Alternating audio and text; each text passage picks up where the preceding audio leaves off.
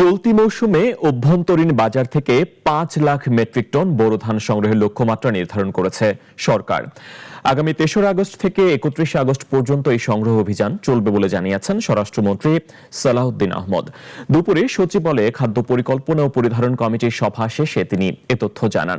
এবারের মৌসুমে প্রতি কেজি বোরো ধানের মূল্য ৩৬ টাকা, সিদ্ধ চাল ৪৯ এবং আতপ চাল ৪৮ টাকা দরে কেনা হবে বলেও জানান মন্ত্রী। আমাদের সাথে আমি সভাপতি হিসেবে ছিলাম। দেশে খাদ্যপণ্য সরবরাহ নিশ্চিতের লক্ষ্যে প্রতি বছর বোরো মৌসুমে ধান চাল সংগ্রহ করে সরকার।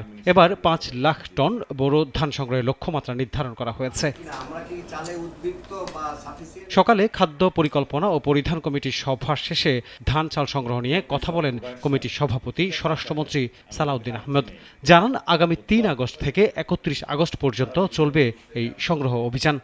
মে মাসের ৩ তারিখ থেকে ক্রয় শুরু হবে এবং ৩১ আগস্ট পর্যন্ত চলবে। আর চালের ক্ষেত্রে আমরা ১৫ মে থেকে শুরু করব, এটাও ৩১ আগস্ট পর্যন্ত চলবে। ৩১ আগস্টের পরে যদি সময় বৃদ্ধি করতে হয় আমরা সেটা সবার ডেকে নির্ধারণ করতে পারবো, এটা ফ্লেক্সিবল আছে।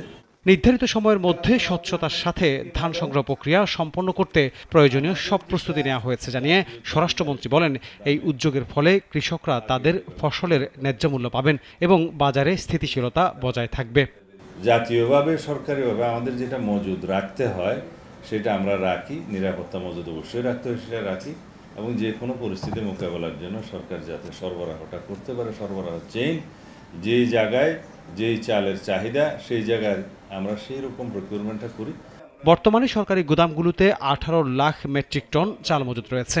এই মজুদ সন্তোষজনক হওয়া সত্ত্বেও ভবিষ্যতের খাদ্য নিরাপত্তা নিশ্চিত করতে নিয়মিত প্রক্রিয়ার অংশ হিসেবে এই নতুন সংগ্রহ অভিযান শুরু হচ্ছে বলেও জানান স্বরাষ্ট্রমন্ত্রী। আনোয়ার হোসেন, নাগরিক, ঢাকা।